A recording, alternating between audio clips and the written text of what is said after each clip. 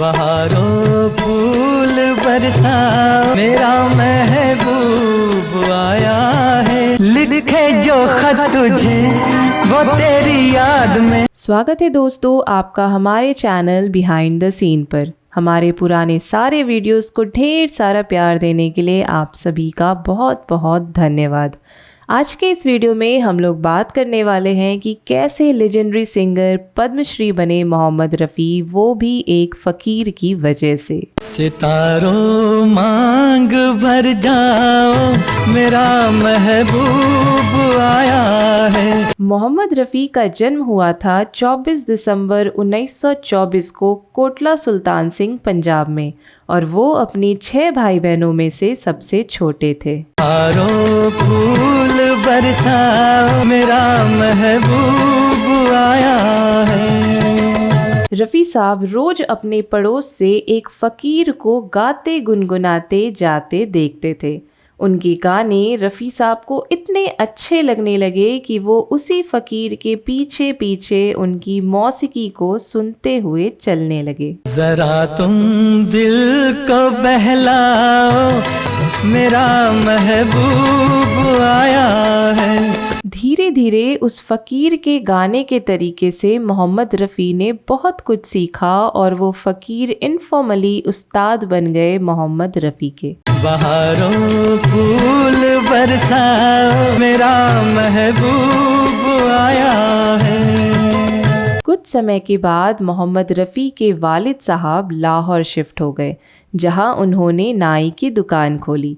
तो रफ़ी साहब वहां नाई के काम करते और साथ में गुनगुनाते भी रहते थे। तो एक हजाम की दुकान पर ही उनका रियाज हुआ करता था। छुप गए सारे नज़ारे, क्या बात हो, तूने काजल लगाया दिन में रात हो। गायकी की हुनर को पहचाना उनके भाई के दोस्त ने, जिनका नाम था अब्दुल हमीद। बाद में ये उनके ब्रदर इन लॉ भी बन गए। रफ़ी साहब के फैमिली को समझाने और उनको मुंबई तक पहुंचाने में हमीद साहब का बड़ा ही रोल रहा था।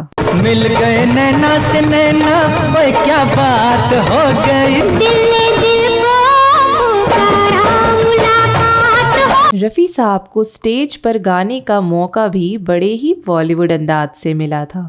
आज़ादी से पहले की बात है, हिंदी सिनेमा के महान गायक के.एल. सहगल साहब का एक शो लाहौर में होना था। तूने काजल लगाया दिन में रात हो। जब शो का दिन आया तो शो स्टार्ट होने से ठीक पहले बिजली चली गई। अब लाइट चली गई तो स्टेज पर के.एल. सहगल साहब आते कैसे? चुरा लिया है तुमने जो दिल को, नजर नहीं चुराना सनम। पब्लिक वहां अंधेरे में शोर मचाने लगी। ऑर्गेनाइजर्स परेशान होने लगे कि आखिर करे तो करे क्या। इतने में रफ़ी साहब के भाई चले गए ऑर्गेनाइजर्स के पास, जो उनके जान पहचान के थे। जाऊंगा लुट कर भी तेरे बदन की डाली को, लहू जिगर का दूंगा हंसी लबों की लाली को। कहा मेरा भाई बहुत अच्छा गाता है, उनको गाने का मौका दो, वो पब्लिक का मनोरंजन करा देगा।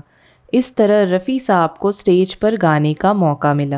लिखे जो खत तुझे वो तेरी याद में, हजारों रंग के नजारे बन गए। जब रफ़ी साहब स्टेज पर गा रहे थे तो पब्लिक ने उनकी शीरीन आवाज़ सुनी और उस शाम मोहम्मद रफ़ी का दिन बन गया। सवेरा जब हुआ तो फूल बन गए, जो रात आई तो सितारे बन गए। जब रफ़ी साहब इस इवेंट में गा रहे थे तब उस वक्त के प्रसिद्ध म्यूज़िक डायरेक्टर श्याम सुंदर ने भी उनकी आवाज़ सुनी, और उनको रफ़ी साहब की आवाज़ ने इतना प्रभावित किया कि उन्होंने मोहम्मद रफ़ी को मुंबई आने का इनविटेशन दे दिया। मेरे महबूब तुझे सलाम, मेरे महबूब तुझे सलाम। जब रफ़ी साहब मुंबई आए तो उनको शाहजहां फिल्म में एक गाने के कोरस में गाने का मौका मिला।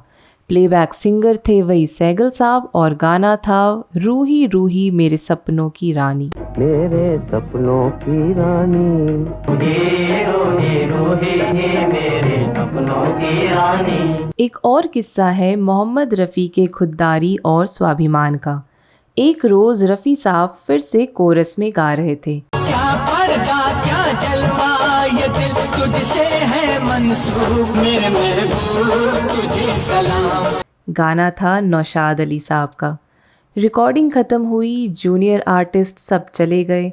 बाद में नौशाद साहब भी पैकअप करके नीचे आए तो देखा कि नौजवान मोहम्मद रफ़ी वहाँ खड़े थे। मेरा हबीब तू है, मेरा नसीब तू है, घर का फकीर हूँ मैं, बंदा हसीर हूँ मैं। उन्होंने मोहम्मद रफ़ी से पूछा कि भाई बरखुरदार आप गए नहीं? तो मोहम्मद रफ़ी ने जवाब में कहा कि हुजूर कल की रिकॉर्डिंग अभी बाकी है तो मैं नहीं गया, जाकर वापस कल आने के पैसे मेरे पास नहीं है। मेरी नजर है मुझसे तू बेखबर है। तो नौशाद साहब ने कहा कि मांग क्यों नहीं लिया अगर पैसे नहीं थे तो रफ़ी साहब ने भी बड़ी सादगी से कहा कि हुजूर जब काम पूरा नहीं हुआ है तो मेहनताना पहले कैसे मांग ले। ऐसे थे हमारे लेजेंडरी सिंगर रफ़ी साहब शुरू के स्ट्रगल के दिनों से। मेरे महबूब तुझे सलाम, मेरे महबूब तुझे सलाम। धीरे धीरे समय बीता और रफ़ी साहब को अपना पहला डेब्यू गीत गाने का मौका मिला एज अ प्लेबैक सिंगर। वो एक पंजाबी फिल्म थी जिसका नाम था गुल बलोच, जो आया था 1944 में। गाने का नाम था सोनिए नी हीरिए नी, जो कि उन्होंने जीनत बेगम के साथ गाया था और म्यूजिक दिया था श्याम सुंदर ने।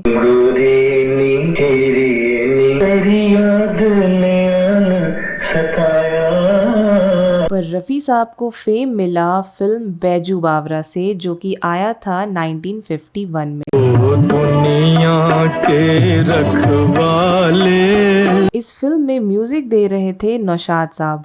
उनकी क्लासिकल म्यूजिक की एक्सपर्टाइज की वजह से जब नौशाद साहब ने इस फिल्म के लिए मोहम्मद रफ़ी को लिया तो क्लासिकल सॉन्ग्स को अच्छे से गाने के लिए उन्होंने मोहम्मद रफ़ी से बहुत रियाज करवाए। आश निराश के दो रंगों से। रियाज इतने लंबे होते थे कि रियाज करते करते रफ़ी साहब का गला छिल गया था और खून भी निकल आया था।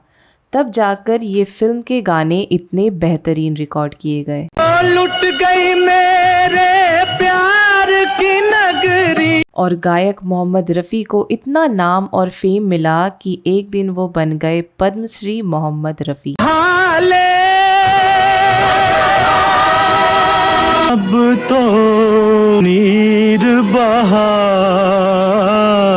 तो दोस्तों उम्मीद करते हैं कि आपको मोहम्मद रफ़ी के मेहनत और खुददारी वाली ये स्टोरी अच्छी लगी होगी। अगर स्टोरी अच्छी लगी हो तो वीडियो को लाइक करें, अपने दोस्तों के साथ शेयर करें और चैनल को सब्सक्राइब करें। आज के वीडियो में इतना ही, मिलते हैं आपसे अगली वीडियो में।